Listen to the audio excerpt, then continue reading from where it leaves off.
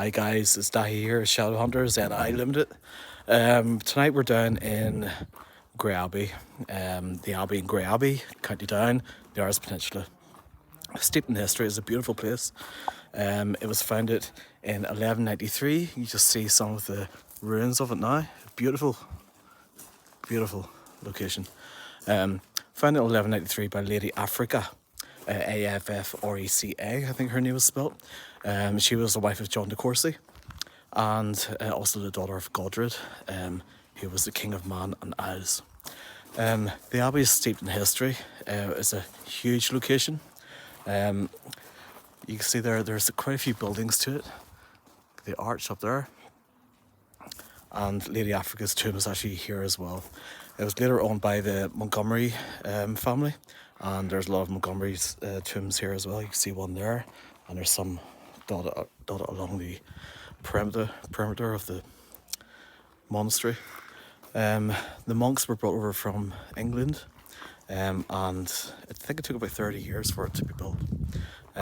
Later on in the 1300s, it was sieged by Robert Bruce, and I think it was continued to be a monastery though up until the 1500s, late 1500s. It's just about dusk. The sun's just nearly down at the minute. There's a very peaceful kind of ambience around the place. Nothing too sinister or dark, but it hasn't got dark yet, so we have to see what happens. So we've got quite a few people from the team here with us, and we're dotted about the location because it's quite huge. Just doing small investigations. Greyabbey itself, the name actually comes from the monks, named after their grey tunics, their grey abbots. That's where Greyabbey comes from. At the other end of the village, there's a swan hole, and then the sea. We're just on the shore of Strangford Lough. Now, this here was a settlement for a very, very, very long time before the village actually existed.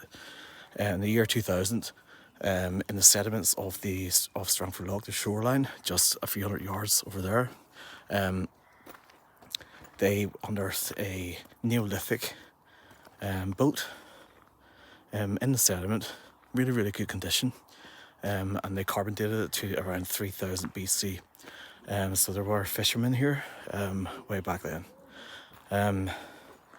There's a few stories about ghosts and monks around the place.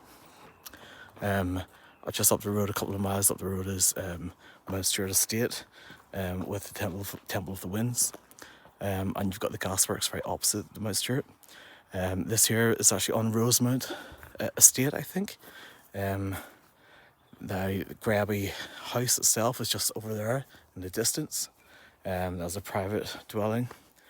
So we're going to see what tonight brings us.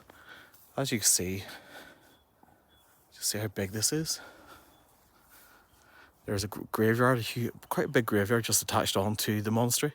This here particular part of the grounds was used as, it was the refectory, I think, where the monks ate. The hatch, you'll see like a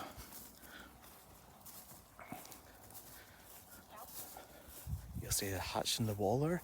That was where they served the food from, and the monks had tables going around the sides and the back of the building here.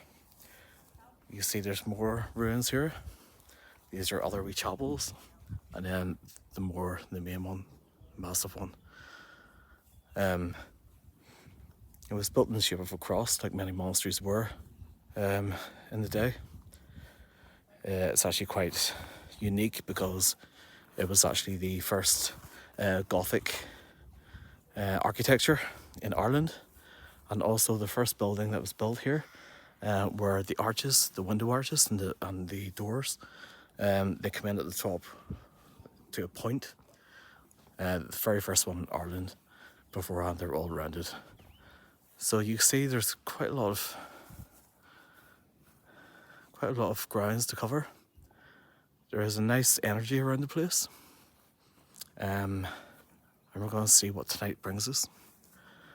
So just a wee update of where we are, what we're doing, and we'll touch base later on. Cheers, bye.